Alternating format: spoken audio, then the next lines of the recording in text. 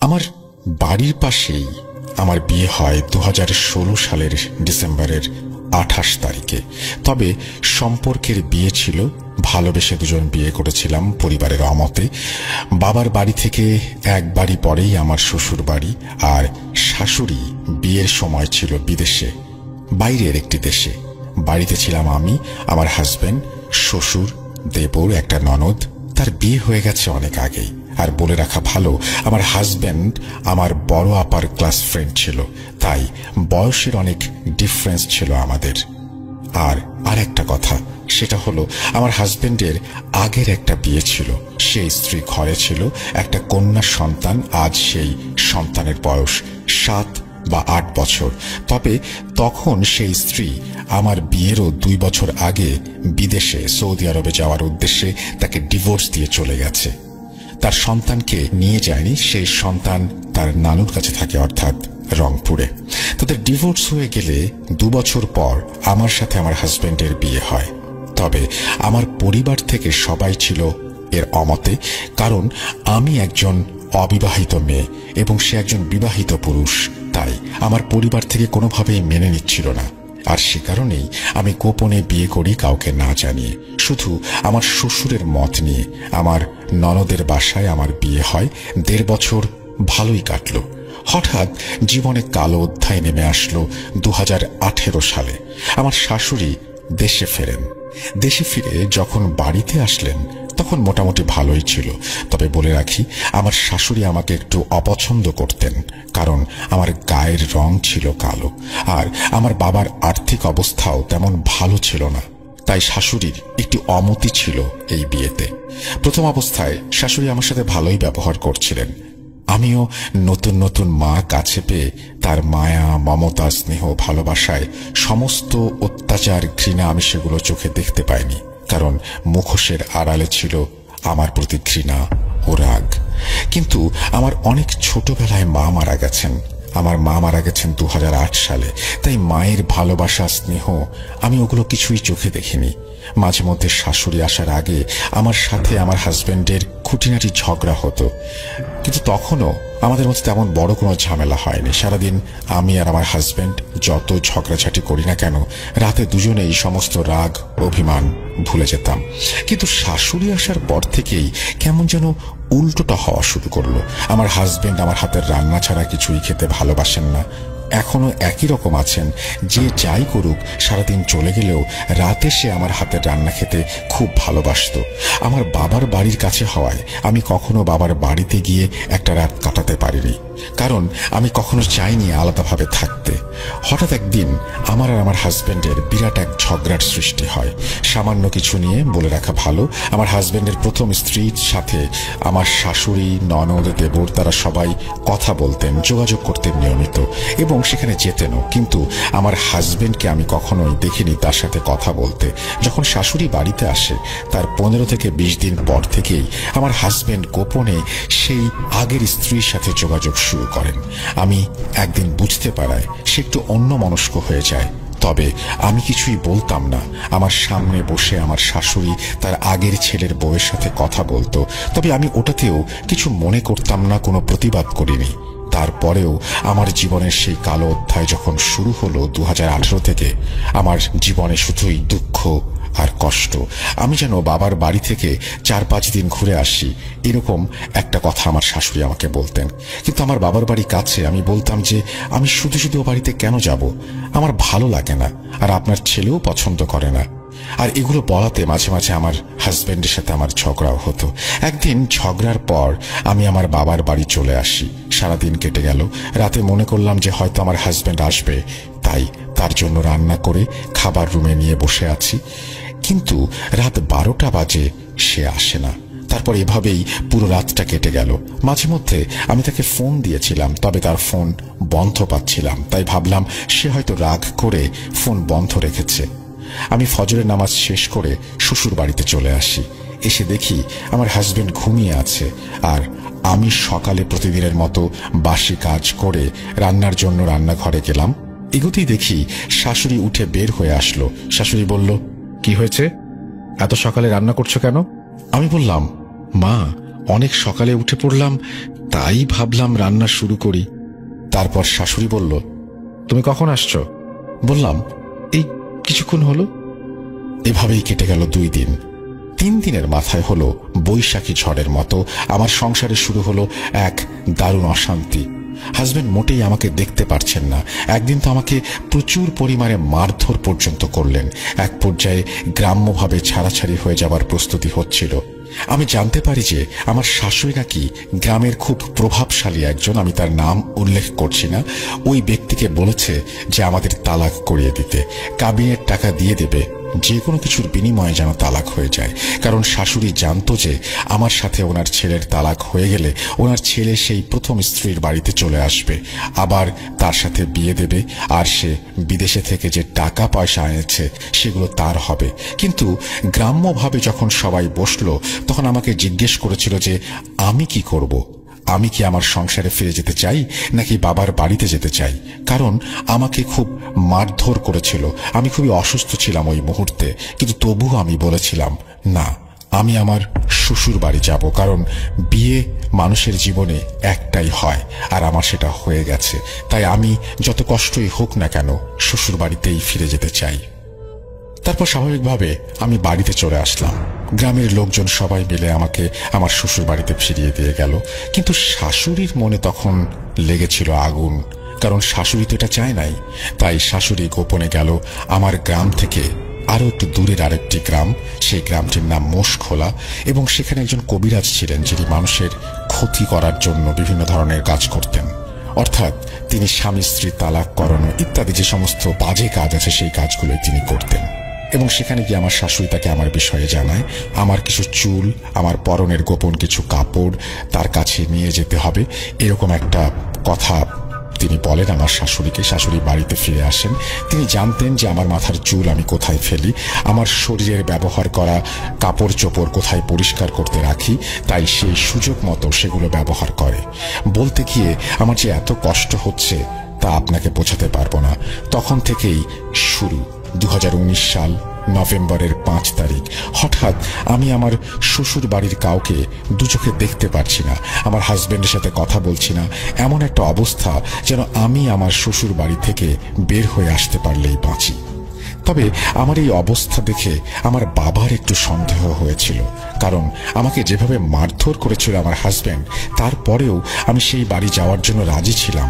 এখন কেন এরকম করছি, আমার শ্বশুর বাড়ি থেকে আমি কেন চলে আসতে চাচ্ছি, এইটা ভেবে বাবা অনেক চিন্তায় পড়ে যান। তখন সে আমার বড় আপার শাশুড়ির কাছে গিয়ে এই বিষয়টি বলেন। বড় আপার শাশুড়ি বললেন, একটা হুজুর আছে যাদবপুর নামের একটি গ্রামে, সেই গ্রামে গিয়ে তার বিষয়ে জানাতে। এবং আমার বাবা একটু দেরি না করে সেই দিনই চলে গেলেন সেই হুজুরের কাছে। হুজুরের নাম ছিল শেখ মোহাম্মদ জহির উদ্দিন। হুজুর শুনে বলে দিলেন যে আমার ক্ষতি করা হয়েছে কালো জাদুর মাধ্যমে। ক্ষতিটা এমনভাবে করা হয়েছে যে আমি নিজের দোষেই আমার স্বামীকে তালাক দিয়ে যেন চলে আসি। এটা শোনার পর আমার বাবা বলল, আর কিছু করার নাই? হুজুর বললেন, হ্যাঁ আছে, আমি একটি তাবিজ দিয়ে দিচ্ছি। এই তাবিজটি তুমি তোমার মেয়েকে বাম হাতে পড়ে থাকতে বলবে। তাবিজটি যেন কোনোভাবেই সে তার শরীর থেকে না খোলে। দিনটি ছিল মঙ্গলবার। সেদিন আমার বাবা তাবিজ এনে আমার হাতে বেঁধে দিলেন। তারপর থেকে স্বাভাবিকভাবে আমি 1 সপ্তাহের মতো আমার শ্বশুর বাড়ি ছিলাম। 11 নভেম্বর হঠাৎ একদিন ঘুম থেকে উঠে আমি দেখি আমার হাতের তাবিজটা নেই। তাবিজটা খোঁজার জন্য ব্যাকুল হয়ে গেলাম। তারপর ঘন্টা দেড়েক পরে আমার কি যেন মনে হলো, আমি নিজে নিজেই আমার কাপড় চোপড় গুছিয়ে আমার বাবার বাড়ি চলে আসলাম। আমার আব্বু জিজ্ঞেস করলো, কি হয়েছে, আবার ঝগড়া হয়েছে নাকি? আমি উত্তরে বললাম, না, কোনো ঝগড়া হয়নি, আমি ও বাড়িতে আর যাব না। আর তখনই কাউকে কিছু না বলে আমি সোজা নড়াইলে গিয়ে একটা উকিলের মাধ্যমে আমার স্বামীকে তালাকের কাগজপত্র রেডি করতে বলি। আর তখনই আমার আব্বু কিভাবে যেন জানতে পারে আমি কোর্টে চলে এসেছি, এবং তিনি পেছনে পেছনে আসেন এবং উকিলকে রিকোয়েস্ট করেন যে এই ধরনের কোনো কাগজপত্র যেন তৈরি করা না হয়।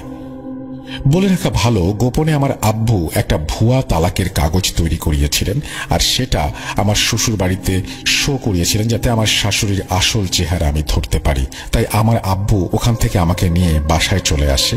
আমি মনে করলাম হয়তো আমার স্বামী আমাকে খোঁজাখুঁজি করবে, কিন্তু আশ্চর্য ব্যাপার এই যে তিনি স্বাভাবিকভাবে আমাকে খোঁজাখুঁজিও করেননি, আমার কোনো খোঁজ খবরও রাখেননি। তারপর বিকেলে আমি আমার বাবার বাড়ি থেকে গেলাম। হঠাৎ সকালবেলা শুনি যে সেই তালাকের কাগজ খোঁজার চেষ্টা করছে আমার শাশুড়ি। শাশুড়ি এসে বলে, তুমি তো তালাক দিয়ে এসেছো, তবে এখনো কেন তালাকের কাগজ পাঠাচ্ছ না? আমি অবাক দৃষ্টিতে তার দিকে তাকিয়ে থাকলাম আর বললাম, কোথায়? আমি তো তাকে তালাক দেইনি। তালাকের জন্য গিয়েছিলাম, কিন্তু আমি তালাক দেইনি। আমার বাবা আমাকে ফিরিয়ে নিয়ে এসেছেন। এটা শুনে আমার শাশুড়ি খুবই ক্ষিপ্ত হয়ে চলে গেলে বাড়িতে গিয়েই তার ছেলেকে পাঠালেন। আর আমার স্বামী আমার বাবার বাড়িতে এসে আমার উপরে যে বকাঝকা এবং মারধর শুরু করলো তা সহ্য করার মতো না। এভাবেই কেটে গেল 2টা মাস। আমি আমার শ্বশুর বাড়ি যাই না, বাবার বাড়ি থেকে গেলাম। আমি তাদের দেখি প্রতিদিন, কিন্তু তারা আমার প্রতি কোনো গুরুত্বই দেয় না। একটা সময় আমি মরার মতো হয়ে গেলাম। তারপর হঠাৎ একদিন আমি আমার শ্বশুর বাড়িতে গিয়ে উঠলাম।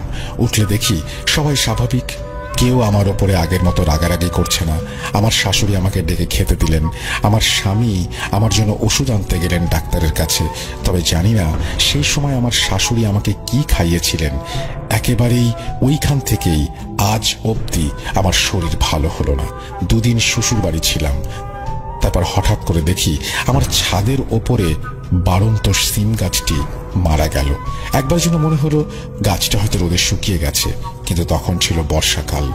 গাছের এই ধরনের কোনো ক্ষতি হবার কথা না।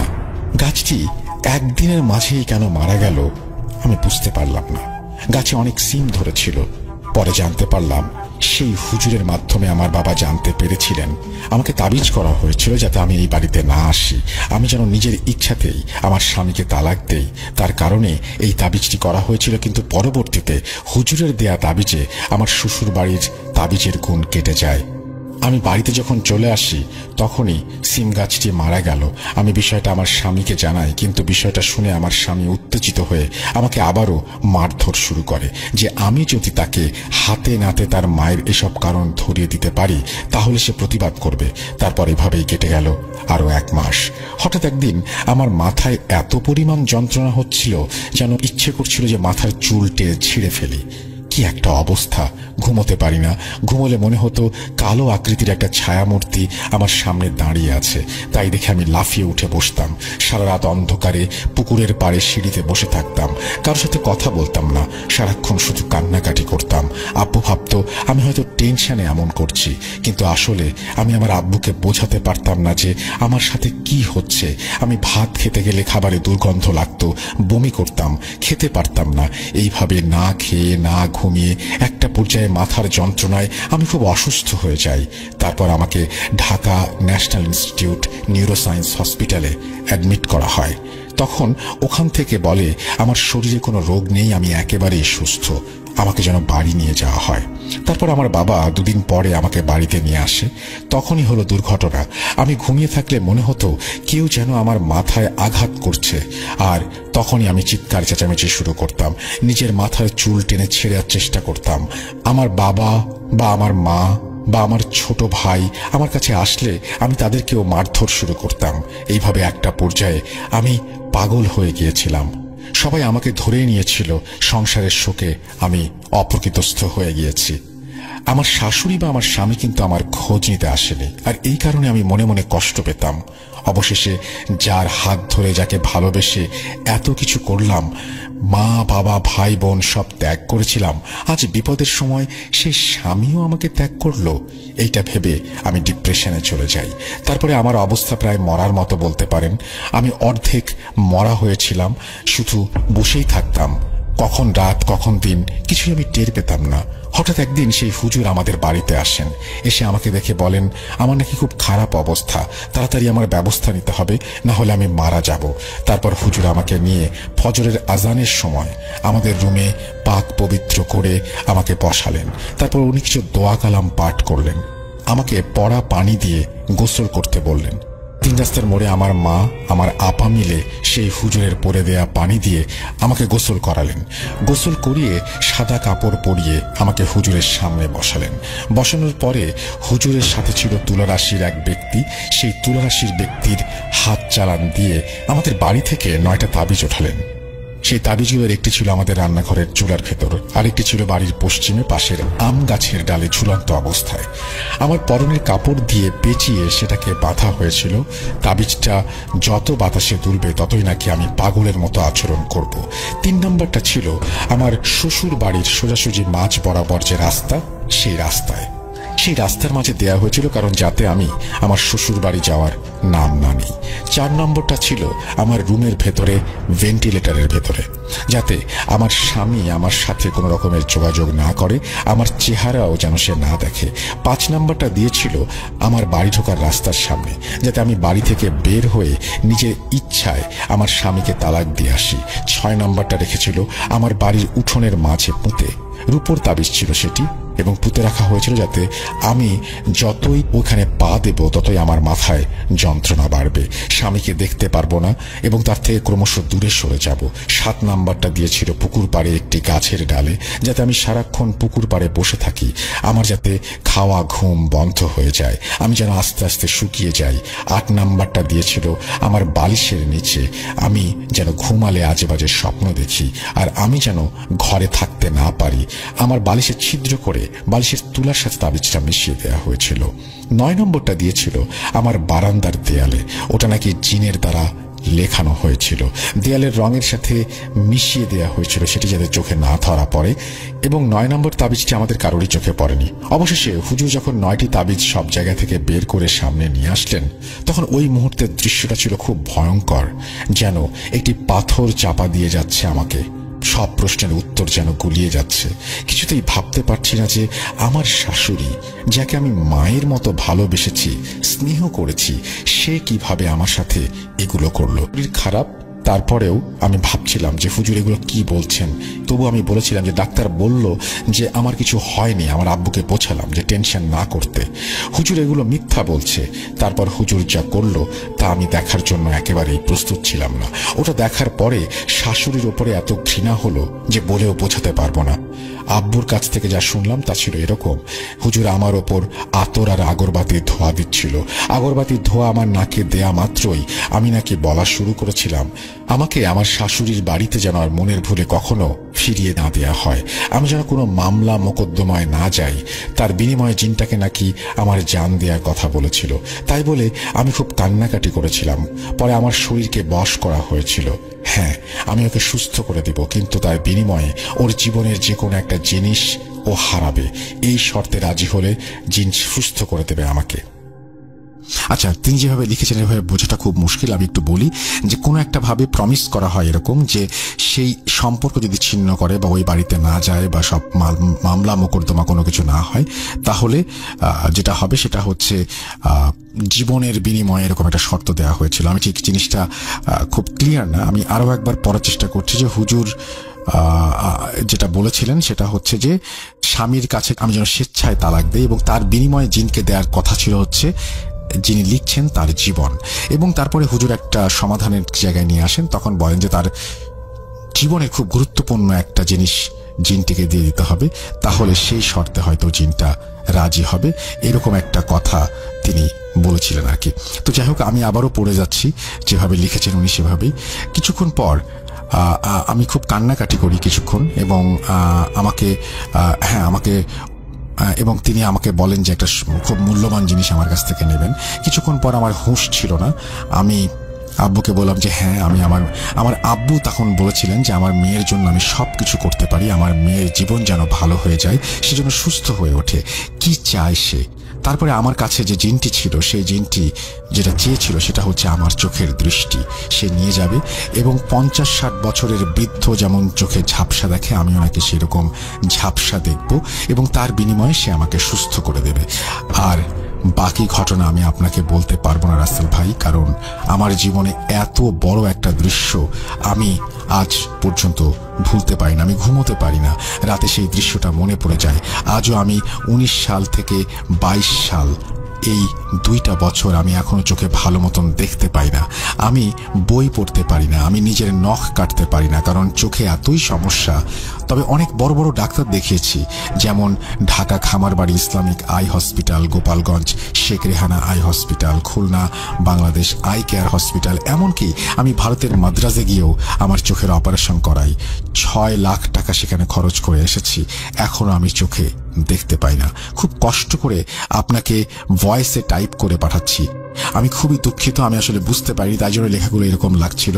আমি এখন বুঝতে পারছি কেন আপনার লেখা মাঝে মাঝে একটু অন্যরকম হয়ে গেছে, কারণ আপনি ভয়েসের মাধ্যমে টাইপ করেছেন, সেই জন্যই আমার লেখাটা মাঝখানে মাঝখানে একটু ছাড়া ছাড়া লাগছিল। কিন্তু আমি খুবই আপনার প্রতি কৃতজ্ঞ যে আপনি এই ঘটনাটি আমাকে পাঠিয়েছেন, এবং আমি খুবই আপনার জন্য দোয়া করি এবং আপনি যেন সুস্থ হয়ে ওঠেন।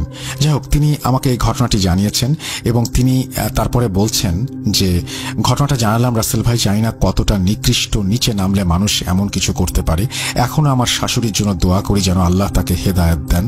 ওই দিন থেকে আমার স্বামী অনেকটাই পরিবর্তিত হয়ে গেছে, সে এখন আমার খুবই যত্ন করে। এখন আমার শ্বশুর বাড়ি থেকে ঢাকাতে আমরা চলে এসেছি, স্বামী স্ত্রী দুজন মিলে ঢাকায় একটা বাসা ভাড়া করে থাকি। তবে আমার কোনো সন্তান নেই। জানি না এখনো কি আমার শাশুড়ি আমার জন্য বদদোয়া করেন কিনা, আমার কোনো সন্তান হয় না।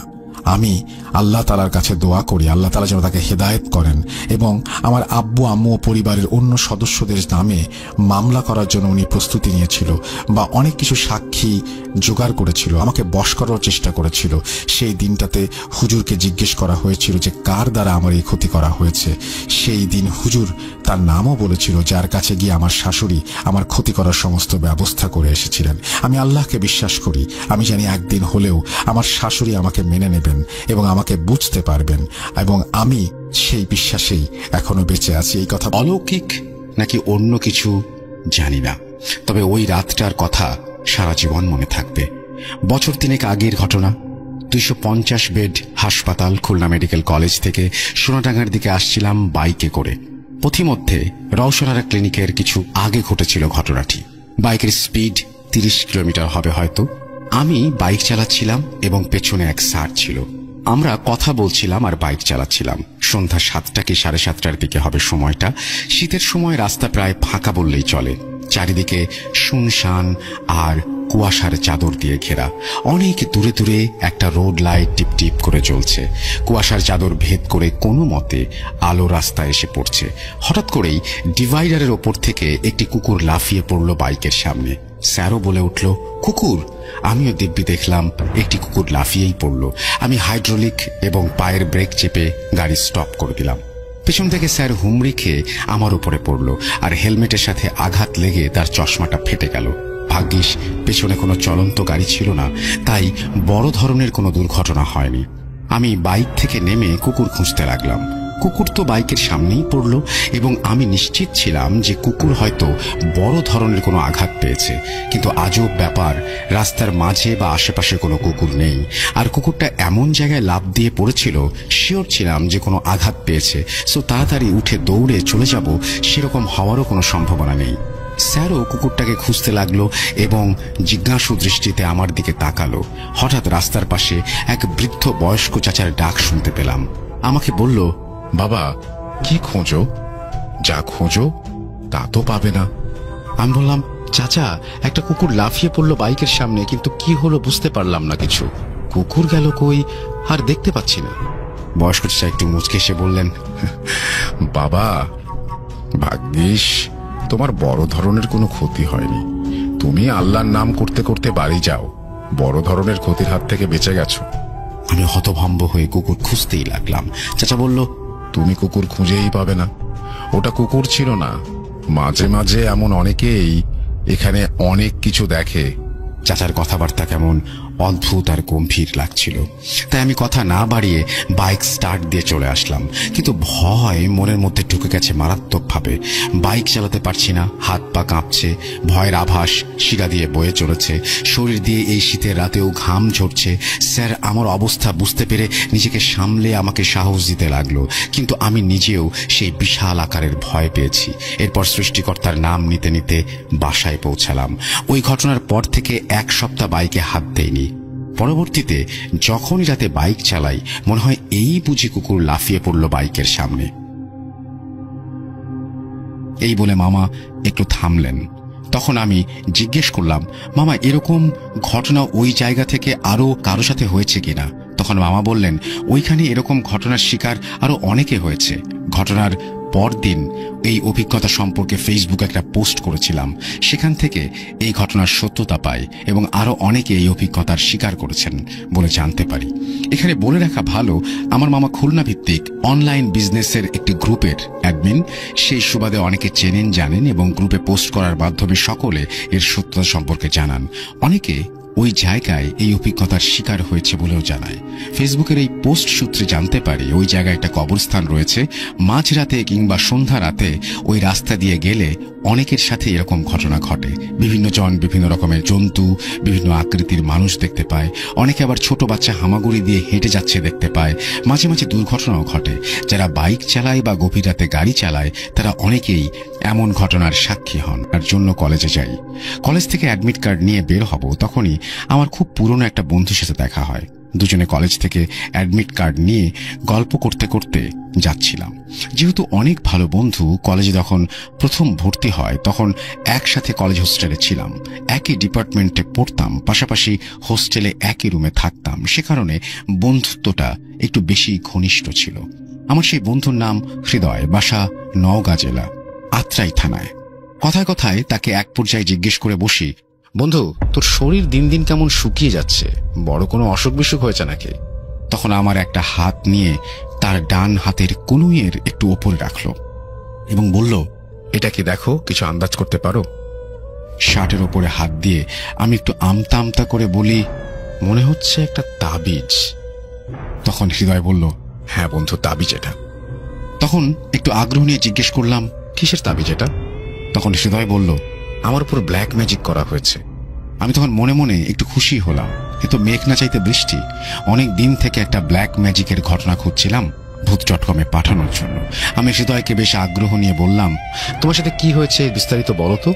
হৃদয় বলতে শুরু করলো। আমি হৃদয়কে থামিয়ে দিলাম। রাস্তায় দাঁড়িয়ে না শুনে চলো বর্ণালীতে চায়ের দোকানে গিয়ে চা খেতে খেতে তোমার ঘটনা শুনবো। এই বর্ণালীতে এসে 2 কাপ চা নিয়ে রেল লাইনের পাশে 2টা চেয়ার নিয়ে বসলাম।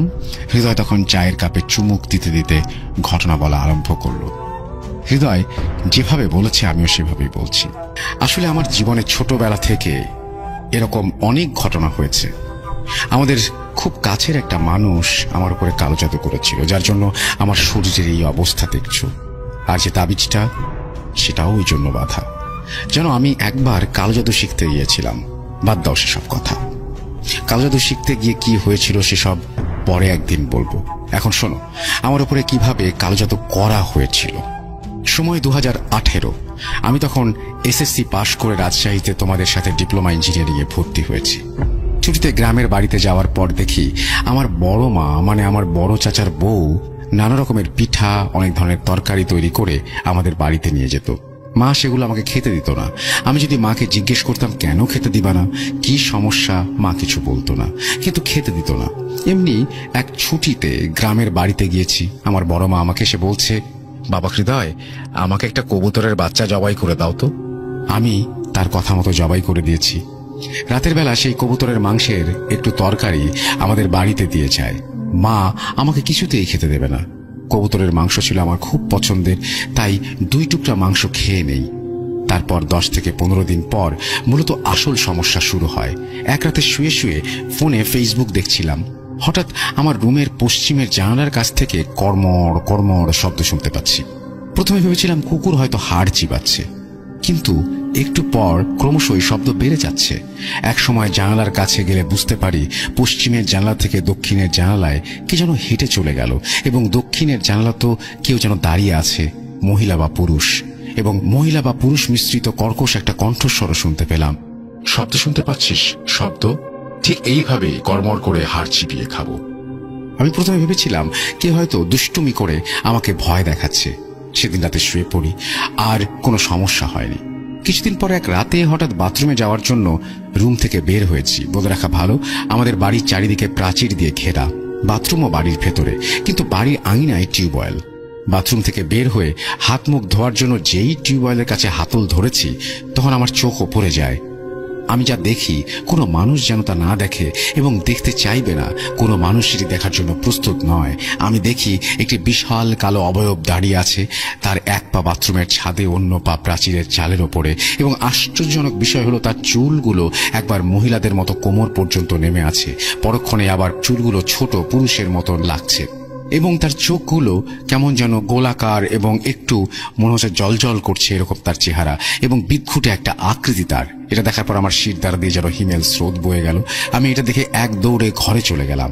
আমি আগেই বলেছি কালো জাদু শিখতে গিয়েছিলাম, এইগুলোর সাথে কিছুটা হলেও পরিচিত, তাই খুব একটা আমলে নিয়েছিলাম না।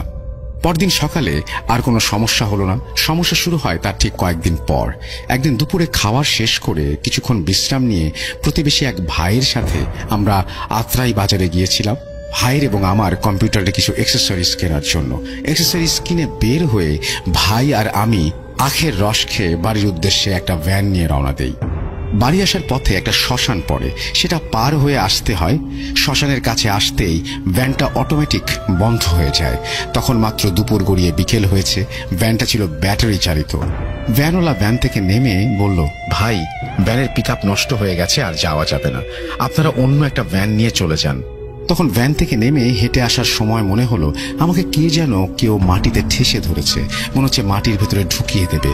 আমার পা সামনের দিকে যাচ্ছে না, কোনো এক অদৃশ্য শক্তি আমার পা দুটোকে মাটির ভেতরে ঢুকিয়ে নেবার চেষ্টা করছে, এবং আমি একটা টান অনুভব করছি। কোনো রকম বড় ভাইয়ের কাঁধ ধরে অনেক কষ্ট করে হিচড়ে পিছড়ে শ্মশান পার হতে না হতেই আমার পায়ের শক্তি ফিরে এলো। তখনও মাথাটা ঝিমঝিম করছিল। ভাবলাম চা খেলে যদি মাথার ঝিমঝিম ভাবটা কেটে যায়। তাই পাশের দোকানে বসে চা খেয়ে অন্য একটা ভ্যান নিয়ে বাসায় চলে আসি। বাসায় এসে রুমে ঢুকে শুয়ে পড়ি। কিছুক্ষণ পর আমার পুরো শরীরে ঝাঁকুনি দিয়ে জ্বর আসে, এবং 3টা কম্বল নিয়ে শুয়ে থাকার পরেও যেন শীত কমছে না। ছোট বোন আমার রুমে আমাকে ডাকতে আসে, এবং এই অবস্থা দেখে এক দৌড়ে মাকে ডেকে নিয়ে আসে, এবং মা এসে আমাকে জিজ্ঞেস করলো কি হয়েছে। আবার বাবাকে গিয়ে বলে, দেখো তো ছেলেটা বাইরে থেকে উল্টাপাল্টা কিছু খেয়ে এসেছে নাকি। বাবা এসে আমাকে জিজ্ঞেস করে, কি খেয়েছিস বাইরে গিয়ে? আখের রস আর চা খেয়েছি। তখন বাবা চিন্তা করেন এইসব হওয়ার কারণ কি। তখন আমি বাবাকে আমার সাথে এতদিন ঘটে যাওয়া সব ঘটনা খুলে বলি। বাবা একটা হুজুরের কাছে নিয়ে যান আমাকে। হুজুর এসে আমাকে ঝাড়ফুঁক করে এবং একটা তাবিজ দিয়ে চলে যান। কিন্তু কয়েকদিন পর আমার অবস্থার একটু উন্নতি হয় না, বরং অবনতি হতে থাকে। শরীর শুকিয়ে যায়, মনে হচ্ছে হাড্ডির ওপর শুধু চামড়ার প্রলেপ, আর চোখগুলো গর্তের ভেতরে চলে গেছে, চোখের নিচ দিয়ে কালি পড়ে গেছে। এগুলো দেখে আমাদের এক প্রতিবেশী বাবাকে এক হিন্দু কবিরাজের খোঁজ দেন। সেদিন বাবা সেই কবিরাজকে ফোন দিলে তিনি বলেন কোনো এক কাজের জন্য আজকে আসতে পারবে না, মোবাইলের মাধ্যমে কিছু ঝাড়ফুঁক দিয়ে দেয় এবং পরশুদিন আমাকে নিয়ে যেতে পারবে বলে জানায়। পরশুদিন কবিরাজের কাছে গেলে তিনি আমাকে দেখে প্রথমে বলেন, তোমাকে কিন্তু অনেক বাজে ধরনের কালজাদু করা হয়েছে। আমার কাছে এসেছো ভালো করেছো, আর কিছুদিন পর আসলে হয়তো তুমি বাঁচতেও পারতে না। তোমাকে নিয়ে আজ আসনে বসবো। বাবাকে কিছু টাকা দিতে বলেন, যেটা দিয়ে কিছু জিনিস কিনতে হবে। আসনে বসে কবিরাজ যা বলেন সেটা শুনে আমার বাবা মা অবাক হয়ে যায়। আপনাদের খুব নিকটবর্তী লোক এই কাজটা করেছে এবং কোনো কিছুর সাথে খাওয়ানোর মাধ্যমে এই ব্ল্যাক ম্যাজিকটি করা হয়েছে। কবিরাজ কিছু ওষুধ দেন, মাকে বলে এই ওষুধগুলো বেটে খাইয়ে দিতে। খাওয়ানোর 1 ঘন্টার মধ্যে প্রচুর পরিমাণে বমি হয় এবং আমার বাথরুমে যেতে হয় বারবার। তারপর আমরা বাসায় চলে আসি। এসে গোসল করি, মা ওষুধগুলো বেটে আমাকে খাওয়ায়। আনুমানিক 30-40 মিনিট পর আমার আবারও বাথরুম হয়। বাথরুম থেকে বের হওয়ার পরে ফ্রেশ হয়ে ঘুমিয়ে পড়ি। রাত 11টার সময় ঘুমাই এবং পরের দিন সকাল 11টার সময় ঘুম থেকে উঠি। কবিরাজ আগেই মাকে বলে দিয়েছিল ঘুমানোর পর ওকে ডাকা যাবে না, 1 দিন হোক 2 দিন হোক একা একাই সে উঠবে। ঘুম থেকে ওঠার পর আমার অনেকটাই ভালো লাগছিল, মনে হলো আমি একদম সুস্থ হয়ে গেছি। এই বলে হৃদয় চুপ করে গেল। কি ভাবছেন ঘটনা এখানেই শেষ? আমিও ভেবেছিলাম, কিন্তু অনেকটা বাকি আছে এখনো। হৃদয় আবারও বলতে শুরু করলো। তার কিছুদিন পর আমি রাজশাহীতে আবার ব্যাক করি। রাজশাহীতে আসার পর থেকে রাতে ঘুমাতে পারতাম না। অনেক আজে বাজে স্বপ্ন দেখতাম এবং ঘুম আসতো না। বাসায় গেলেও একই সমস্যা হতো। এভাবে 3 বছর আমি রাতে ঘুমাতে পারিনি। ফজরের আজানের পর ঘুমাতাম। এই 3টা বছর খুবই কষ্টে কেটেছে আমার। গত 6 মাস থেকে তাও একটু ঘুমাতে পারছি। আমি হৃদয়কে বললাম, কবিরাজ তো সব ঠিক করে দিয়েছিল, তাহলে ঘুমাতে পারতে না কেন? এটা আবার কি ধরনের সমস্যা? হৃদয় একটা দীর্ঘশ্বাস ফেলে বলতে লাগলো, রাতে ঘুমাতে না পারার কষ্ট নিয়ে 3 বছর কাটিয়েছি আমি এবং আমার বাসার মানুষ সবাই জানতাম সমস্যার সমাধান হয়ে গেছে। একদিন মাকে বললাম রাতে ঘুমাতে পারি না। মা তখন আমাদের পাশের গ্রামের একটা হুজুরকে ডেকে নিয়ে আসেন। হুজুর আসার পরে বাসায় ঢোকার সময় বলেন, এই ছেলের উপর ব্ল্যাক ম্যাজিক করা হয়েছে। খাবারের মাধ্যমে যে ব্ল্যাক ম্যাজিক করা হয়েছে, যে কবিরাজের কাছে গিয়েছিলেন ওই কবিরাজ শুধু খাবারের মাধ্যমে যেই ব্ল্যাক ম্যাজিক করা হয়েছিল সেটা পেট থেকে বের করতে পেরেছে, কিন্তু আপনাদের বাসায় আরো কয়েকটা সমস্যা আছে। এই বলে কবিরাজ আমাদের বাসায় টানা 21 দিন রিচুয়াল করেন এবং আমাদের বাসা থেকে 21 দিনে 5 রুম থেকে 5টা এবং প্রাচীর থেকে 1টা এবং বাথরুম থেকে 1টা, মোট 7টা তাবিজ সংগ্রহ করেন এবং তা নষ্ট করে দেন।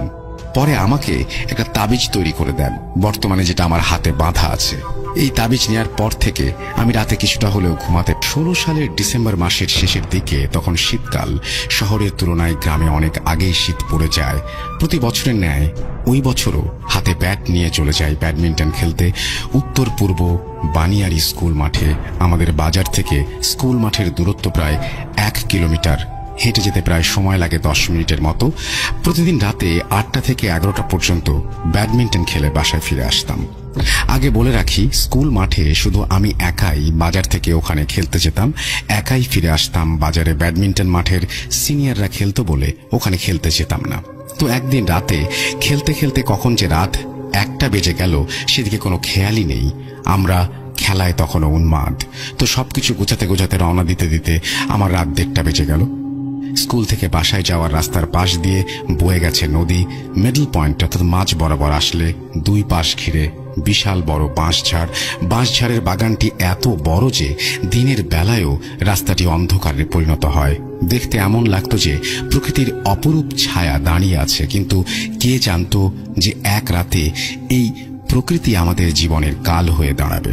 তো বাঁশঝাড় পেরিয়ে সামনে কিছু দূর গেলেই বাজারে ঢুকতে হলে একটি কাঠের ব্রিজ পাড়ি দিতে হয়। ব্রিজটি যে নদীতে অবস্থিত, এই নদীটি বলেশ্বর নদী এবং এটি একটি ঐতিহাসিক নদী এবং এখন মরা নদী বলেশ্বর বলেই ডাকা ভালো। রাত 1:30টার দিকে রওনা দিলাম বাসায়। 10 মিনিটের রাস্তা।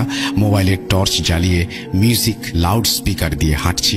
শীতের ঘন কুয়াশা, 5 থেকে 10 হাতের পরে আর কিছু দেখা যায় না। ঘুটঘুটে অন্ধকার আর ঘন কুয়াশায় একা হাঁটছি। হাঁটতে হাঁটতে যখনই বাঁশঝাড়ের কাছে আসলাম, অন্ধকার যেন তার প্রাণ ফিরে পেল। এত শীতের ভেতরে কোত্থেকে মৃদু গরম বাতাস আর কানে ফিসফিস করে শরীরে হাওয়া দিয়ে গেল। আর মনে হলো মাছ বাজারে আছি। মাছের এত পটকা গন্ধ নাকের ভেতরে আসছিল, যেন নাক বন্ধ করে ফেলি। হালকা টর্চের আলোয় হঠাৎ দেখতে পেলাম ডান পাশের বাগান দিয়ে 3টি মানুষের মতো অবয়ব আমার পাশ দিয়ে হেঁটে আমার সামনে এসে দাঁড়ালো। যা দেখতে পেলাম সেটা দেখার জন্য আমি মোটেও প্রস্তুত ছিলাম না। দেখলাম 3 জন মানুষরূপী অবয়ব 2টি বিড়াল ও একটি কুকুরে পরিণত হলো। ওদের মুখগুলো দেখতে এমন দেখাচ্ছিল যেন অন্য গ্রহের কোনো প্রাণী, এবং হিংস্র এমন ভাব আমি জন্মেও দেখিনি।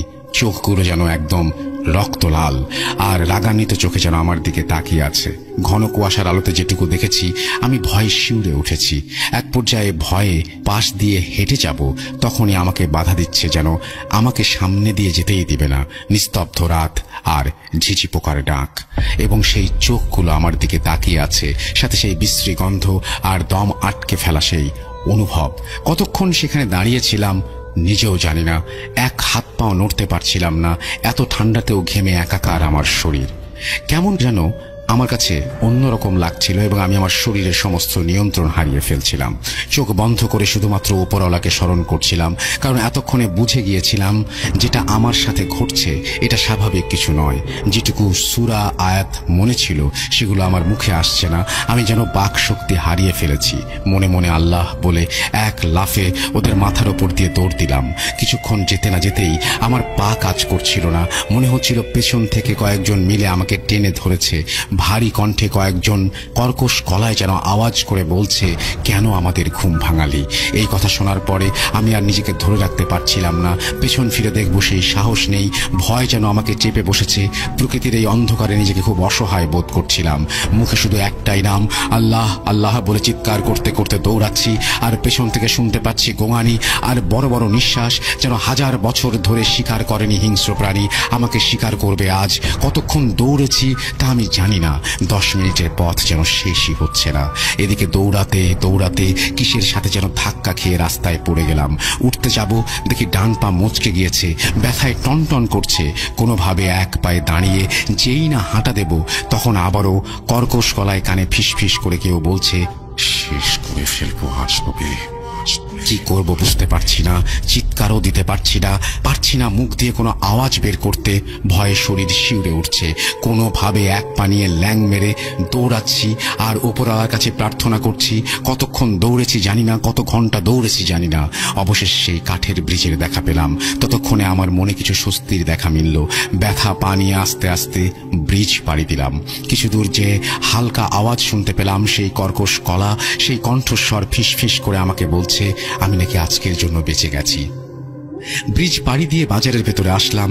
আস্তে করে ব্যথা পা নিয়ে আমি আর দৌড়াতে পারছিলাম না। বাজারে কুকুরগুলো আমাকে দেখে ঘেউ ঘেউ করে ডাকতে শুরু করলো। আমি এগুলো আর নিতে পারছিলাম না। কোনোভাবে বাড়ির দরজা পর্যন্ত গেলাম।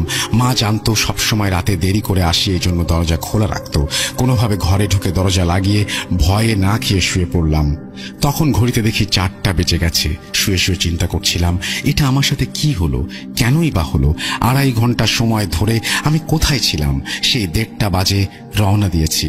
ভয়ে ভয়ে কোনো মতে রাতটুকু পার করলাম। সকালে কোনোভাবেই বিছানা থেকে উঠতে পারছিলাম না।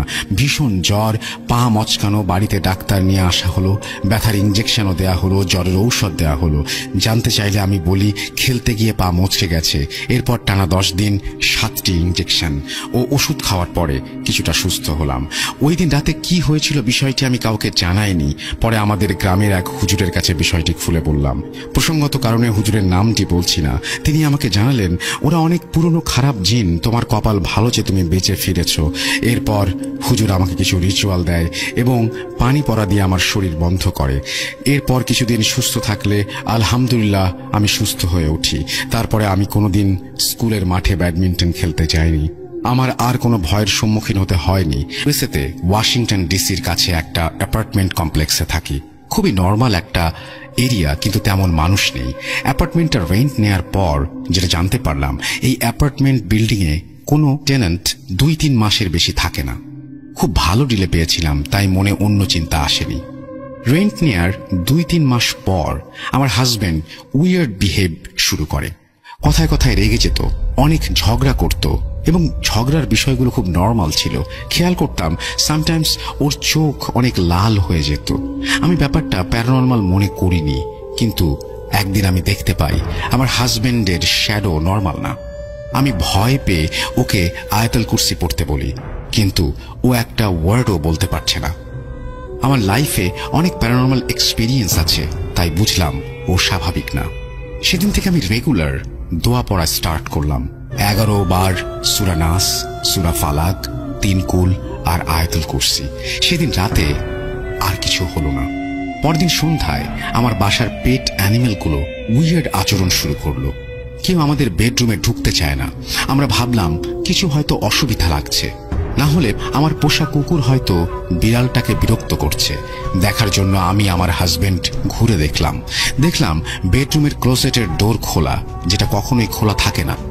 বন্ধ করতে সামনে আগাতে গেলেই হঠাৎ করে একটা দমকা বাতাস ক্লোজেট থেকে বেডরুমের ডোর দিয়ে বের হয়ে গেল। আমার পোষা কুকুর অনেক ডাকাডাকি শুরু করলো, থামাতেই পারছি না। দোয়া পড়ে ঘুমাতে গেলাম। ওই দিন রাতে আমার আর ঘুম আসলো না। সেলফোনে দেখলাম ঠিক রাত 3টা। টাইম দেখার পর ঘুমের ঘোর একটু না একটু কাটতেই বুঝতে পারলাম আমার হাজবেন্ড ঘুমের মধ্যে কথা বলছে। আমি কিছু ওয়ার্ড বুঝতে পারছি, কিন্তু বাংলাতে না। গুগলে সার্চ দিয়ে দেখি ওয়ার্ডগুলো অ্যারাবিক, মিনিং আমার মনে নেই। এমন সময় চোখ গেল ক্লোজেটের দিকে, ডোর আবার খোলা। আমি আবার হাজবেন্ডের দিকে তাকালাম। এক সময় তার ঘুম ভেঙে গেল। উঠে জিজ্ঞেস করাতে বলল কি স্বপ্ন দেখেছে মনে নেই। এর কিছুদিন পর রাতে কে যেন আমার গলা চেপে ধরে। আমার হুঁশ আসতে আমি দেখি আমার হাজবেন্ড জোর গলায় ডেকে আমাকে ঘুম থেকে জাগানোর চেষ্টা করছে, আর আমাদের পেট কুকুরগুলো অনেক জোরে জোরে ডাকছে। সেই ক্লোজেটের দিকে তাকিয়ে ক্লোজেটের দরজা আবারও খোলা। এভাবে আরো 2 রাত আমাদের ঘুম ভেঙে যেতে লাগলো। আমাদের কুকুরের ডাকাডাকিতে মূলত আমাদের ঘুম ভাঙত। শুধু ক্লোজেটের দিকে তাকিয়ে তাকিয়ে তারা ডাকতো, যেন কিছু একটা আছে ওখানে। ক্লোজেটের দরজা কেউ না খুললে নিজে খুলে যাওয়া পসিবল না। সব জানালা বন্ধ, কোনো বাতাস নেই, আর সেটা স্লাইডিং ডোর। আমরা এরপর আমাদের প্যারেন্টসের সাথে কথা বললাম এবং সেই অনুযায়ী রাতে সূরা বাকারা টিভিতে চালিয়ে ঘুমাতে যাই। রিমোটটা নাইট স্ট্যান্ডে রাখা ছিল। মাঝরাতে ঘুম ভেঙে যায় আমাদের কুকুরের ডাকে। আমার হাজবেন্ড রুমের লাইট জ্বালিয়ে দেয়। কুকুরগুলো শান্ত হলো। দেখলাম ক্লোজেটের ডোর আবারও খোলা। টিভিতে সূরা বাকারা স্টপ হয়ে গেছে প্লে টাইমের মাঝখানে, আর অন্য আরেকটা সূরাও অন হয়ে গেছে। সূরা চেঞ্জ করলো কে? আমার হাজবেন্ড আর আমি বুঝতে পারছিলাম না কি করব। দেশে একজন হুজুরের সাথে কথা বললাম। নামাজ বাদ দিতে মানা করলেন তিনি। কোনো ওয়াক্ত যেন মিস না হয় তাই করতে লাগলাম। এরপর তেমন ঝামেলা হলো না। আমরা এখনো ওই বাসাতে আছি। Story 2, white deer.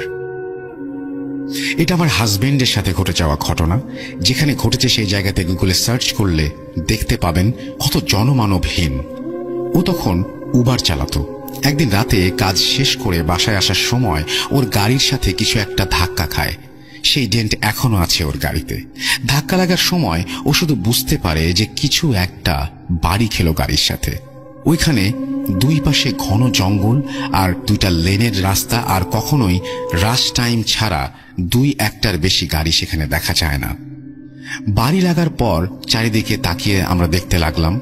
ও দেখলো আশেপাশে কোনো গাড়ি নেই, কোনো অ্যানিমেলও নেই, কিছু নেই। গাড়ির স্পিড ছিল 50 মাইল পার আওয়ার, বাংলাদেশের হিসাবে অলমোস্ট 100। এই স্পিডে কোনো অ্যানিমেল বাড়ি খেলে স্পট ডেট হয়ে যাওয়ার কথা, কিন্তু কিছু নেই। বাসায় এসে আমাকে ব্যাপারটা বলে। গাড়িটা যেভাবে ডেন্ট পড়ে গেছে তাতে অনেক বড় কিছুর সাথে ধাক্কা খেয়েছে বলেই মনে হচ্ছে, কিন্তু কিছুই দেখেনি। এর কয়েকদিন পর ও আবার একই রাস্তা দিয়ে যায়। আসার সময় অনেক বড় একটা হোয়াইট অ্যালবিনো হরিণ দেখতে পায়, কিন্তু এই এলাকায় এটা বিরল। হরিণটা একটু পর অন্ধকারে মিলিয়ে গেল। সার্চ করে জানতে পারলাম এই এলাকাতে রেড ইন্ডিয়ানরা নানান রকমের পূজা আর অনুষ্ঠান করত, আর সেই সাদা হরিণ তাদের বিশ্বাস মতে হলো পবিত্র আত্মা। অনেক রেড ইন্ডিয়ানকে এখানে নির্মমভাবে মেরে ফেলা হয়েছিল।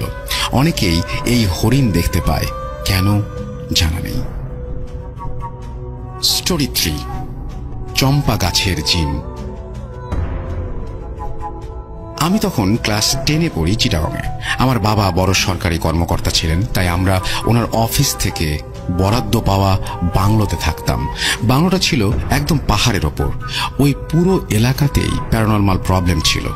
এখানে শুধু একটা বাংলোর এক্সপিরিয়েন্স বলছি। বাংলোটা শিফট হওয়ার পর দেখলাম রাতে ওই এলাকায় অনেক অন্ধকার হয়ে যায়, তাই বাংলোর চারিদিকে লাইট জ্বালানো থাকতো। রাতে শিয়াল বারান্দায় ঘোরাঘুরি করত। পাহাড়ের ঢালে শিয়ালরা বাসা বেঁধে থাকতো। কোনো প্রবলেম হচ্ছিল না তেমন, ভালোই লাগতো। আমরা খেয়াল করলাম বাসার চারিদিকে মাটির শানকিতে সূরা লিখে ঘর বন্ধ করে রাখা আছে। একদিন বাসা রং করানোর জন্য মিস্ত্রি আসে। ওরা রং করার জন্য সেই মাটির শানকিগুলো খুলে ফেলে। ঘটনা ওই দিন সন্ধ্যায় লোডশেডিং শুরু হয়। গরমকাল ছিল, তাই কারেন্ট চলে যাওয়ার পর রুমের বাইরে বারান্দায় বাতাস খেতে বের হলাম। আমার তখন চুল খোলা। বারান্দায় এক কোনায় বিশাল বড় চম্পা গাছ, বাতাসে মিষ্টি ফুলের গন্ধ, ভালোই লাগছিল। আমি চম্পা গাছের ডালের নিচে গিয়ে দাঁড়ালাম।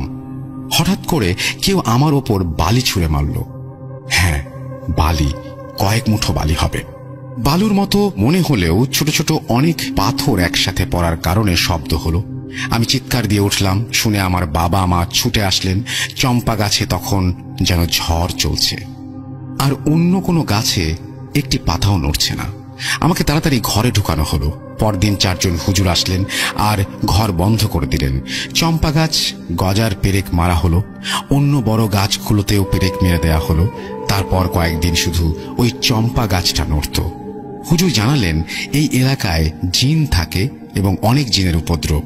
এই মাটির শানকিগুলো খুলে ফেলার কারণেই এরকম সমস্যা শুরু হয়েছে, আর এগুলো খুলে ফেলার কারণেই জিনরা বাসার কাছেও আসতে পারছে। আমাকে একা চুল না বেঁধে, মাথায় কাপড় না দিয়ে ঘর থেকে বের হতে মানা করে দিলেন। জানতে পারলাম ওই জায়গায় কেউ রাতে একা চলাফেরা করে না। আমরা নতুন এসেছি আর ভয় পাবো বলে আমাদের জানান নাই ওনারা। এর কয়েকদিন পর আমি আব্বা বারান্দায় দাঁড়িয়েছিলাম, দেখলাম দূরে একটা গাছের ডাল কেউ যেন একা একা নাড়াচ্ছে, যেন একটা অবয়ব দেখা যাচ্ছে সেখানে। মনে হলো সে লাফ দিল, এমন আওয়াজ হলো। দেখলাম কালো অবয়বটা একটু নিচে নেমে আসছে। আমরা দেখতে পাচ্ছি তার চোখ গোল গোল কালো সবুজ।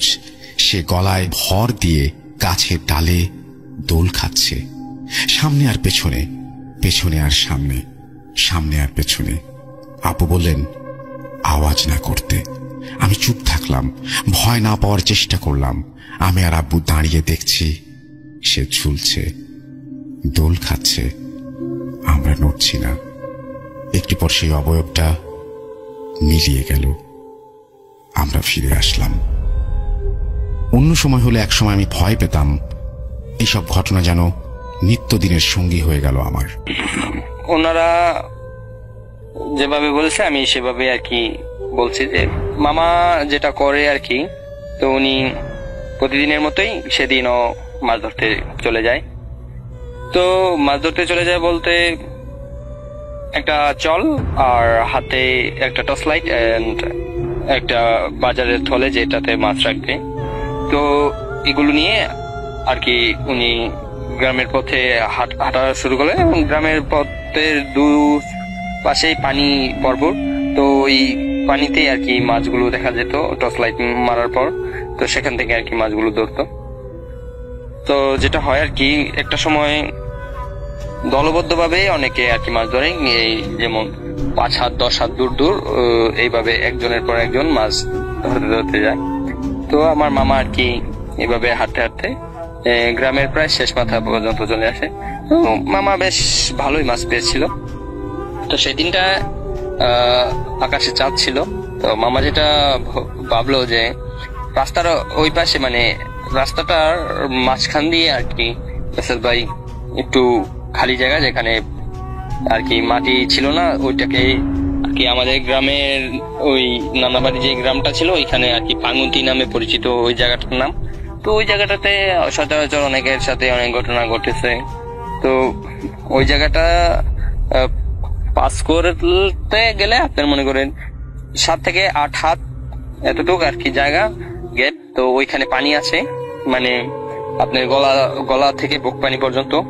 তো আমার মামা যেটা করলো আর কি কাপড় চাপড় সব খুলে উনি ওই পাশে চলে গেলেন এবং ওই পাশে যাওয়ার পর মানে উনি এরকম একটা সিদ্ধান্ত নিয়ে গেলেন যে ওই পাশে তো কেউ যাবে না, তো আমি যদি যাই ওইদিকে রাস্তাতে বেশ ভালো মাছ পাওয়ার সম্ভাবনা আছে। তো যেটা হয় আর কি আমার মামা রাস্তার ওই পাশে চলে যাওয়ার পর উনি ওই দিকে গিয়ে টর্চ লাইট দিয়ে আর কি মাছ ধরছিলেন এবং ধরতে ধরতে বেশ খানিকটা সময় পার হয়ে যায় এবং উনি সেই মাছ ধরার জিনিসটা খেয়াল করছিলেন। তো ওনার সময়ের দিকে তেমন একটা খেয়াল ছিল না। তো উনি যেহেতু 9টা 9:30টার দিকে বের হয়েছিলেন, তো প্রায় 2-1.5 ঘন্টার মতো সময় পার হয়ে যায় এবং প্রায় 10টা বা 10:30 11টার মতো সময় হয়ে যায়। তো উনি একটা সময় যেটা করেন আর কি উনি দেখলেন যে উনি অন্য একটা গ্রামে চলে আসছে আর কি। তো সেই গ্রামটাতে একটা বেশ ভালো হন্টেড প্লেস ছিল, যেটা বেশ কিছুটা আগের সময়কার মানুষেরা আর কি যেভাবে জানতো বা সেই জায়গাটা, সেটাকে বাঘমারার পুল বলা হয়। তো সেই বাঘমারার পুলে কাছাকাছি চলে আসে। তো মামা দেখলো ওনার যে বাজারের ব্যাগটা ছিল, যে থলেটা ছিল, সেটা প্রায় অর্ধেকের মতো ভরে গেছে মাছ শিকার করতে করতে। অনেক সময় ভালোই মাছ পেয়েছে, অনেক সময় যেহেতু মাছগুলো ধরছিল মামা। তো মামা যেটা করলো আর কি উনি এই ভাবলো যে এই পুল পর্যন্ত যাবে, তারপর উনি বাসার দিকে ব্যাক করবে। তো উনি যতই পুলের দিকে আগাচ্ছিল তো উনি আস্তে আস্তে একটা শব্দ শুনতে পাচ্ছে, মানে একটা ছোট্ট বাচ্চা মানে একবারে ছোট্ট একটা বাচ্চা যেভাবে কাঁদে, তো সেভাবে কাঁদছিল একটা বাচ্চা এরকম। তো উনি প্রথমে ভাবলো যে এত শুনশান জায়গায় মানে বাচ্চার কান্না কোথা থেকে আসবে। উনি যেটা আর কি করলো উনি আস্তে আস্তে সেই বাঘমারা পুলের দিকে আস্তে আস্তে এগোতে লাগলো এবং একটা সময় বাচ্চার কান্নাটা অনেকটাই স্পষ্ট হলো। তো উনি যেটা করলো আর কি, বাগমারা পুলের এই যে গোড়ার সাইডটা আছে, মানে পুলের নিচে থেকে মানে ঢালু একটা সাইড আছে রাস্তা থেকে, যে পুলের একটা ঢালু সাইড, তো এর ঠিক পাশেই দেখলো কিছু ঝোপঝাড়ের মতো, ওইখানে আর কি একটা থলের মতো, একটা পোটলার মতো পড়ে আছে। তো আমার মামা যেটা করলো, ওইখানে টস মারার পর দেখলো হ্যাঁ একটা থলে আছে, আর ওই থলে থেকেই বাচ্চার কান্নাটা আসছে। তো উনি এই জিনিসটা দেখার পর আর কি ভাবলো, মানে স্বাভাবিক ভাবেই নিল যে এই তো শুনশান জায়গায়, মানে হয়তোবা কোনো দুষ্ট লোক এই বাচ্চাটাকে রাখতে চাচ্ছে না, বা তারা হয়তোবা বাচ্চাটাকে জন্ম দেওয়ার পর সেটাকে আর কি হয়তোবা লালন পালন করতে চাচ্ছে না, তো বিদায় এখানে বাচ্চাটাকে, যেহেতু জনমানবহীন জায়গা, তো এই জায়গাতে বাচ্চাটাকে ফেলে রেখে গেছে।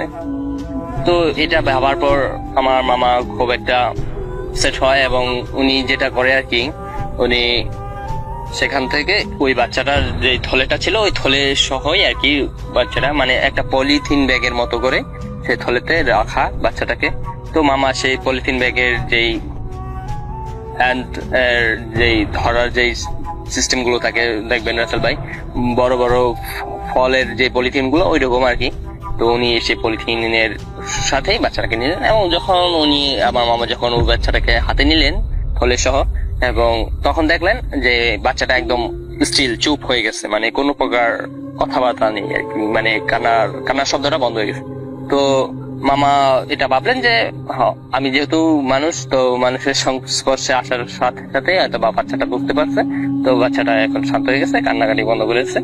তো মামা আর কি বাসার দিকে হাসছিলেন, এবং মামার এরকম একটা পরিকল্পনা ছিল যে যদি বাসায় মনে করেন বাচ্চাটাকে লালন পালন করতে চায়, তাহলে হয়তো বা লালন পালন করবে, বা কিংবা গ্রামে যারা অনেকে আছে 2-1 গ্রাম পর যে অনেকের বাচ্চা হয় না, ছেলে মেয়ে নেই, তো তারাও যদি চায় তাহলে তাদেরকে দিয়ে দিবে বাচ্চাটা, তারা লালন পালন করবে। তো এমন একটা পরিকল্পনা করে আমার মামা আর কি বাচ্চাটাকে বাসার দিকে নিয়ে আসছিল, এবং মামারও মাছ প্রায় ধরার শেষ পর্যায়ে। তো মামা যেটা করে যে বাচ্চাটাকে নিয়ে উনি আস্তে আস্তে বাসার দিকে আসছিল, তেমন কোনো অস্বাভাবিক কোনো কিছু আর কি তো উনি তখন ফিল করেনি। তো মামা এভাবে হাঁটছিল। তো একটা সময় যেটা হয় আর কি রাসেল ভাই, উনি খেয়াল করছে ওনার যে মাছের ব্যাগটা ছিল ওই ব্যাগটা আস্তে আস্তে যেমন হালকা হয়ে যাচ্ছিল। তো ওই ব্যাগটা হালকা হয়ে যাওয়ার জন্য মামা যেটা করে আর কি, মামা ভাবলো যে এই মাছের ব্যাগটা তো অনেক সময় ডান হাতে ছিল, তো হঠাৎ করে ডান হাতে যেহেতু বাচ্চাটাকে নিয়েছি আর বাম হাতে মাছের ব্যাগটা নিয়েছি, তো হয়তো বা এক হাত থেকে অন্য হাতে ব্যাগটা পরিবর্তন করার কারণে আমার হয়তো বা এরকম হালকা লাগছে। তো যেটা হয় আর কি, তো মামা এইভাবে হাঁটতে হাঁটতে আসছিল। একটা সময় উনি খেয়াল করলো যে ওই ভাঙ্গন্তির কাছে চলে আসছে, মানে এখন ভাঙ্গন্তিটা ক্রস করতে হবে মামার। তো মামা যেটা করলো, ভাঙ্গন্তিটা ক্রস করার জন্য ওই বাজারের যে ব্যাগটাতে মাছ ছিল ওই ব্যাগটা নিচে রাখলো, এবং রাখার আগ মুহূর্তে ওনার এরকম একটা মনে হলো যে এটা খুবই বেশি মানে হালকা হয়ে গেছে, মানে একদম খালি একটা ব্যাগ হয়ে গেছে এরকম। তো মামা যে মানে হাতে যে টর্চ লাইটটা ছিল সেই টর্চ লাইটটা আর কি জেলে সে বাজারের ব্যাগের ভিতরে যখন টর্চ লাইটটা মারলো, সেখানে দেখলো তেমন কিছু নেই, কিছু মাছের আস্টে ছিল আর মাছের কিছু অবশিষ্ট কাটা এবং মাথা, মানে মাছের শরীরের কোনো মাংস বা তেমন কোনো কিছু নেই, মানে কাঁচা মাছগুলো মানে যেভাবে বেড়াল বা কিছু খেয়ে থাকে তো ওই রকম ভাবে খেয়ে ফেলা হয়েছে।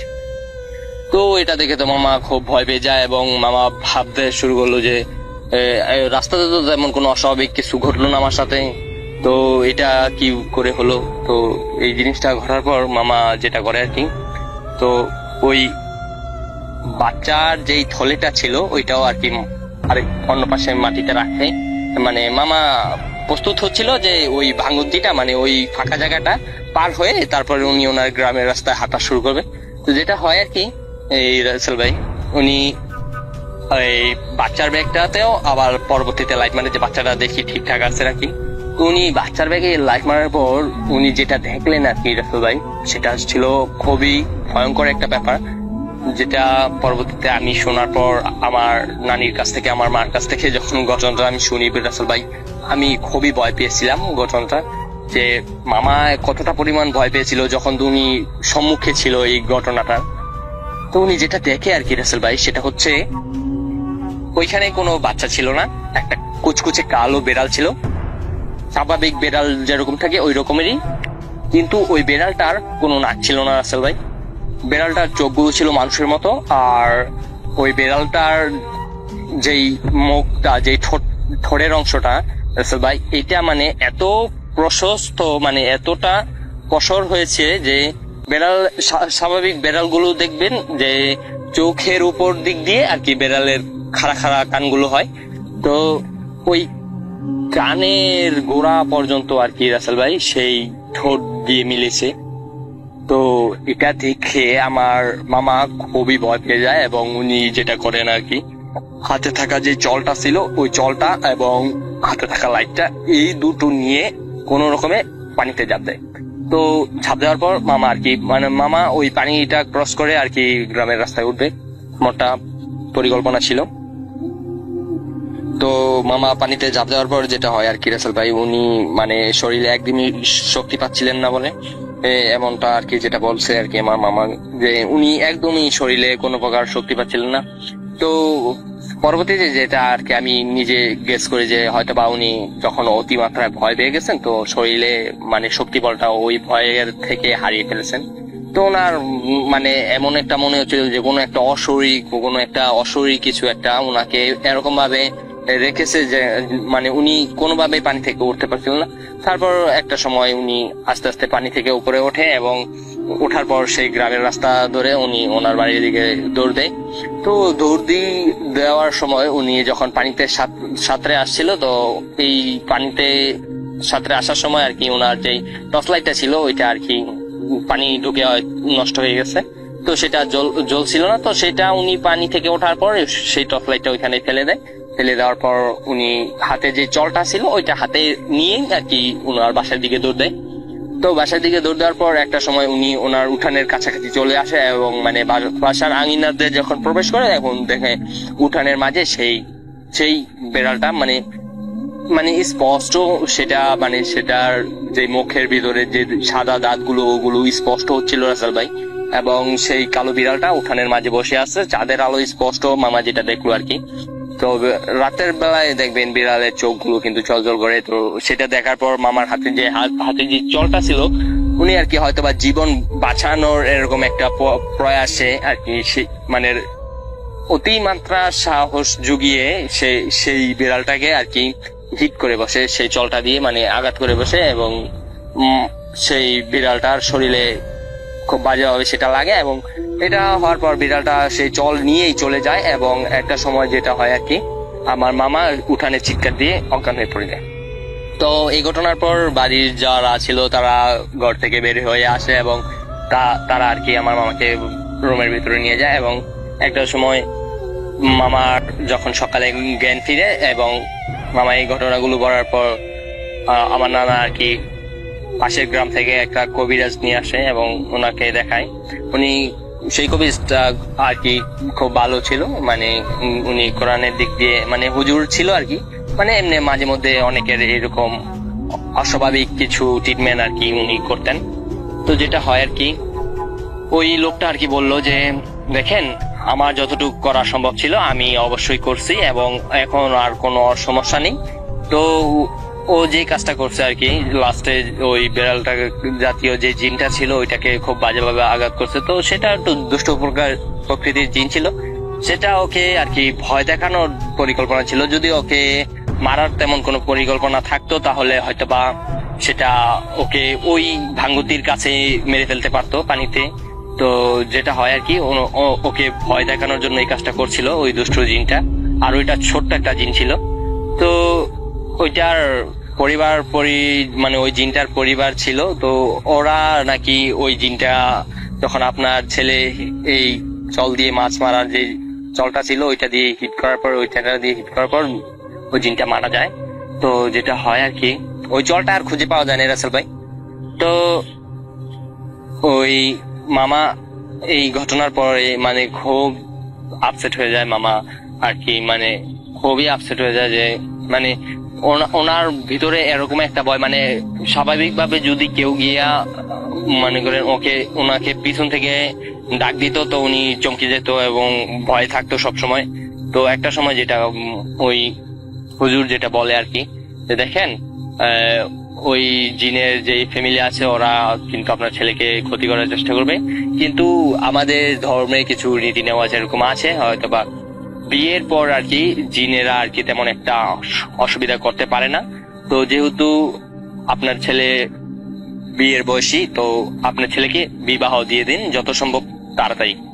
তো ওই হুজুরটা এরকম একটা সময় ধরে দিয়েছিল যে 4 মাসের ভিতরে যাতে আমার মামাকে বিয়ে দেওয়া হয়।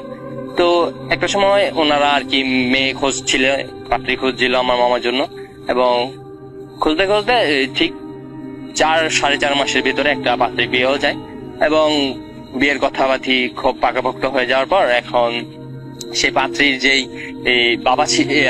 বাবা ছিল, তো উনি আর কি আমার নানাকে একটা গরু দেয়, মানে বিয়ের আগেই, যে এই গরুটা আপনার নিয়ে যান, যখন আমার মেয়েকে বিয়ের পর আপনাদের বাসায় যাবে তখন আমার মেয়ে এই গরুটাকে লাভবান করবে, এরকম একটা কথা বলে আর কি দেওয়া হয়।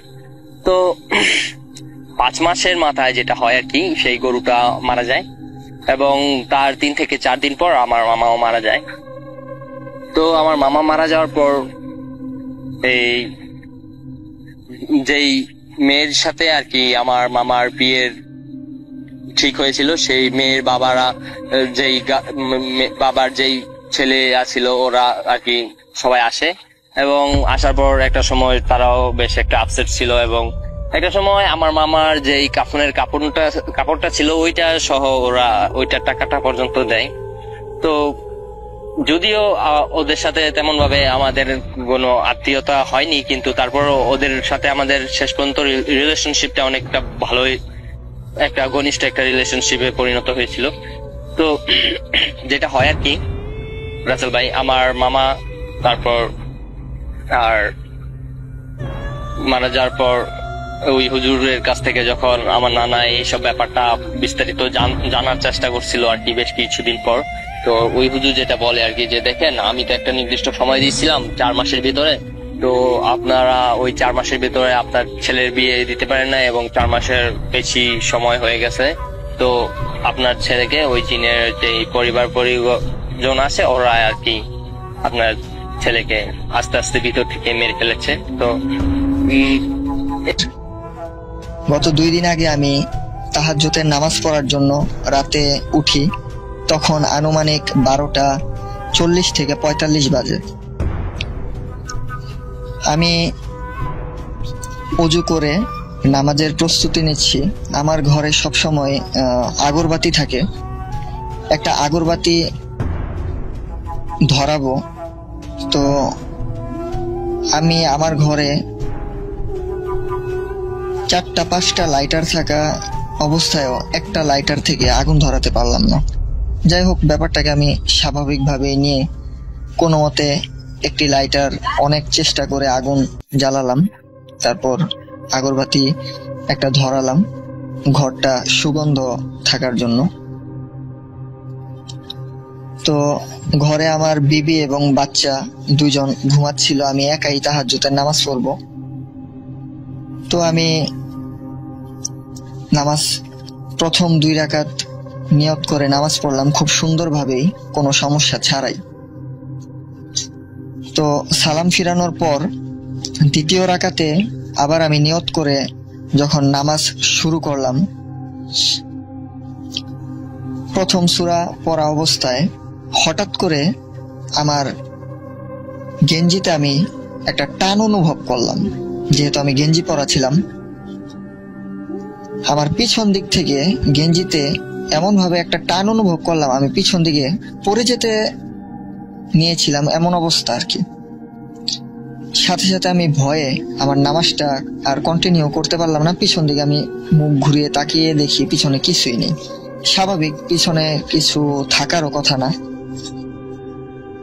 কারণ আমি যেখানে নামাজ পড়ছিলাম আমার পিছনে ছিল আমার রুমের দরজা, সেটা লক করা ছিল, আর দেয়াল। তো সেখানে স্বাভাবিকভাবে কারো থাকার কথা না, কিন্তু টানটা এত জোরেই ছিল। যেহেতু আমি গেঞ্জি পরা ছিলাম, আমি খেয়াল করে দেখলাম গেঞ্জির মধ্যে দুইটা আঙ্গুল, মনে হচ্ছে দুইটা আঙ্গুল দিয়ে গেঞ্জিটা ধরে যে টান মারা হয়েছে, এই দুইটা আঙ্গুলের একটা গোল একটা দাগ পড়ে গেছে এবং আবার গেঞ্জিটা পিছন দিক থেকে একটু লম্বা হয়ে গেছে। তো ভয়ে আমি নামাজটা আর পড়তে পারলাম না। আমি ঘরের বাতিটা জ্বালিয়ে আমার বিবিকে ডাক দিয়ে ঘুম থেকে উঠালাম। আমি তাকে বললাম যে একটু উঠো, আমি তাহাজ্জুদের নামাজ পড়ছিলাম, একটু সমস্যা হচ্ছে। সে ঘুম ঘুম চোখে আর উঠলো না, সে শুয়ে আছে। শুয়ে অবস্থায় সে আমাকে বলতেছে, আচ্ছা তুমি নামাজ পড়ো, আমি জেগে আছি, সমস্যা নেই। তো আবার আমি 2 রাকাতের নিয়ত করে দাঁড়ালাম। প্রথম সূরা পড়া অবস্থায় আবারও পিছন দিক থেকে, এবার আর টান অনুভব হয় নাই, কিন্তু একটা দমকা বাতাস আমার পিছন দিক থেকে আমাকে ধাক্কা মারলো। ধাক্কায় আবার আমি সামনের দিকে মানে ঝুঁকে পড়ে যেতে নিয়েছিলাম, এমন একটা দমকা বাতাস, গরম বাতাস আমার পিছন দিক থেকে ধাক্কা লাগলো আমার। আবারও আমি স্বাভাবিকভাবে ভয় পেয়ে, যেহেতু আমি পড়ে যেতে নিয়েছিলাম, আবার আমি পিছন দিকে মুখ ঘুরিয়ে ফেলছি। আমার নামাজটা আমি আর পড়তে পারলাম না।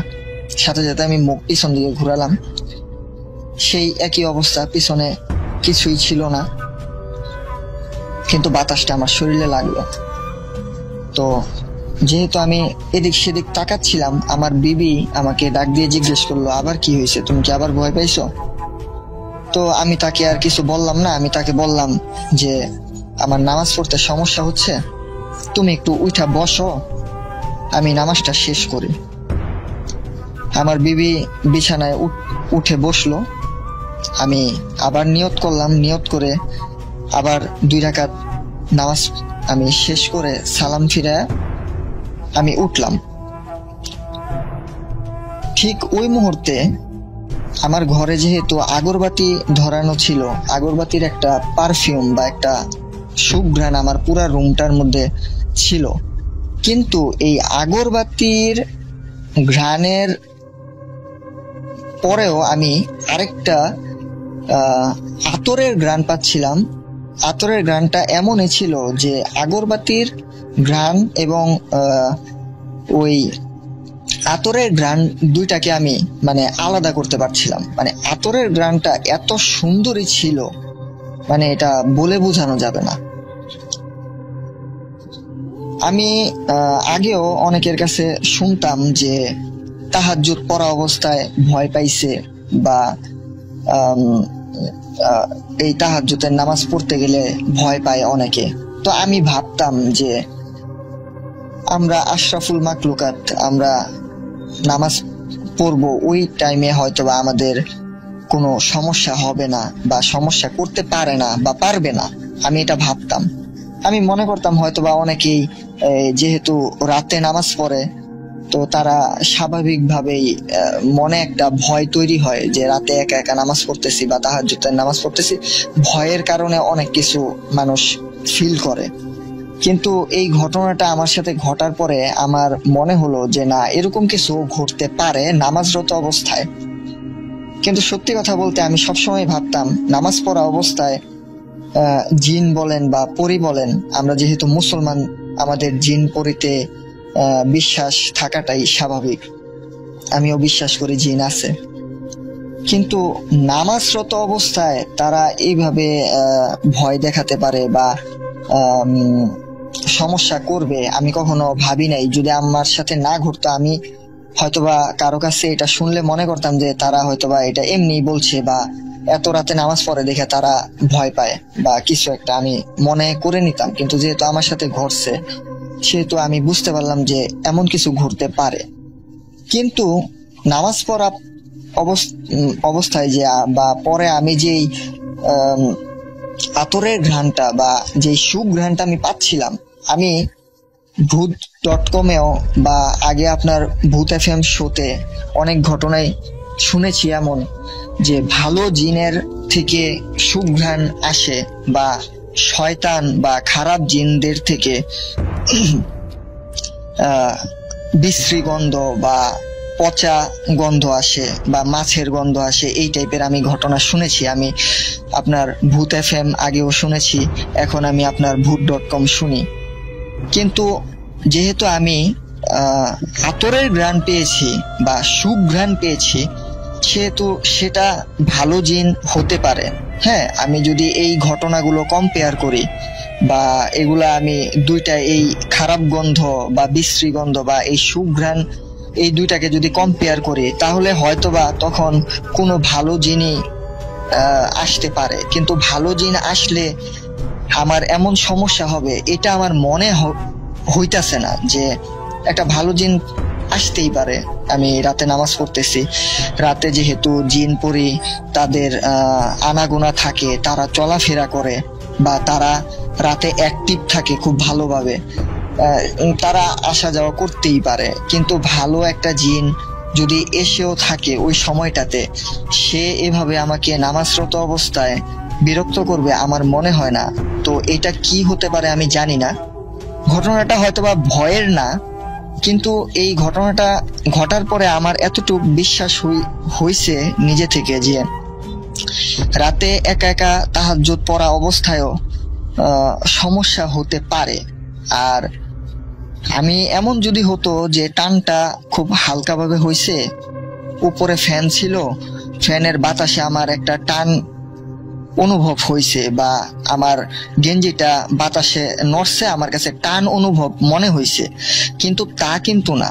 টানটা এত জোরে আমি অনুভব করছি যে আমার গেঞ্জিটা পিছন দিক থেকে লম্বা হয়ে গেছে টান খেয়ে, এবং ওইটার মধ্যে স্পষ্ট দুইটা আঙুলের ছাপ বসা ছিল। আর যেহেতু আমার পিছনে আমার রুমের দরজাটা লক করা ছিল, সেখানে কেউ আসারও কথা না। আর স্বাভাবিকভাবে রাত 12টার পরে আমার বাড়িতে কেউ নাই যে কেউ আইসা আমার সাথে নামাজরত অবস্থায় আমার পিছন দিক থেকে দুষ্টামি করবে। হ্যাঁ, আমার ছোট বোন আছে, সে ঘুমাইতেছিল আমার বাবা মার সাথে, সে যে আইসা দুষ্টামি করবে এমনও না, এমনটা হতে পারে না, যেহেতু আমার রুমের দরজাটা লক করা ছিল ভিতর থেকে। তো এই ঘটনাটা আমার সাথে ঘটলো গত 2 দিন আগে। গ্রাম থাকার কারণে অনেক জঙ্গল, তারপর আমাদের, আপনি জানেন হয়তো নাটোর এলাকা হচ্ছে বিল এলাকা। তো আমাদের যখন আগের পুরাতন বাড়িটা ভেঙে নতুন বাড়ি করা হয়, তার পাশে একটা টিন শেডের একটা ঘর ছিল। তো নতুন বাসাতে আমরা বরাবর সবাই পার হয়ে আসি, বাট টিন শেডের ঘরটা তখনও ভাঙা হয়নি। তো প্রথম 7-8 দিন বাসাতে পার হওয়ার পরে তেমন কোনো প্রবলেম ফেস করিনি। প্রবলেমটা শুরু হয় একদিন বাসাতে হঠাৎ করে রাত 2টা-3টার দিকে। তার আগে একটু বলে রাখা উচিত যে আমি যে ঘরটাতে থাকতাম, নতুন যে ঘরটাতে, তার 2 পাশে 2টা জানালা, পূর্ব দিকে জানালা আর হচ্ছে দক্ষিণ দিকে জানালা। তো 2 দিকে 2 জানালাতে 2টা কবর। একটা কবর হচ্ছে আমার দাদা আর দাদি শুয়ে আছে, আর এই পাশের কবরটা আমরা সবাই জানতাম কবর, বাট আসলে কার কবর এটা আইডেন্টিফাই করা পসিবল হয়নি। তো রাত 12টার দিকে আমার দাদা দাদি যে কবরটা আছে, ওইটার উপরে একটা আম গাছ আছে পাশে। তো ওইখান থেকে কে যেন মহিলা কণ্ঠে আমাকে ডাকছে রাত 2টা থেকে 3টার মাঝামাঝি। তো আমি বরাবরই মনের ভ্রম ভেবে এটা কিছু মনে করি না, তো ওই দিনের মতো ঘুমিয়ে যাই পরে আবার। তো ওই দিন রাত্রে আর কোনো প্রবলেম হয়নি। এবার পরবর্তী দিন আমি যে ঘরে শুতাম, সেই ঘরে আমার বাবার একটা মোটরসাইকেল ছিল, সেটা রাখা থাকতো।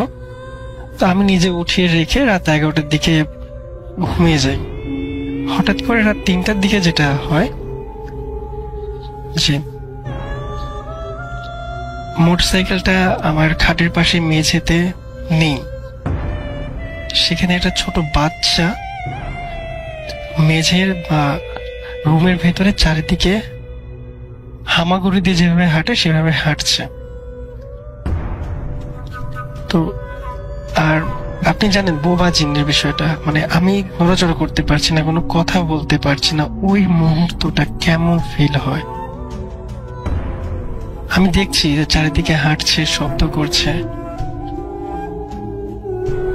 আর মনে হচ্ছে আমার বুকের উপরে কেউ একটা চাপ দিয়ে আছে, আমি কোনোভাবে উঠতে পারছি না, নিঃশ্বাস বন্ধ হয়ে আসছে। তো আমি পরে ভীত সন্তুষ্ট হয়ে আমি এখানে জ্ঞান হারাই। পরের দিন সকালে যখন ঘুম থেকে উঠি প্রায় 10টা, তো উঠে আমি আমার আব্বু আম্মুর কাছে বিষয়টা শেয়ার করলাম। তো তারা বললো এটা মনের ভুল বা স্বপ্ন দেখেছে হয়তো এই ধরনের কোনো বিষয়।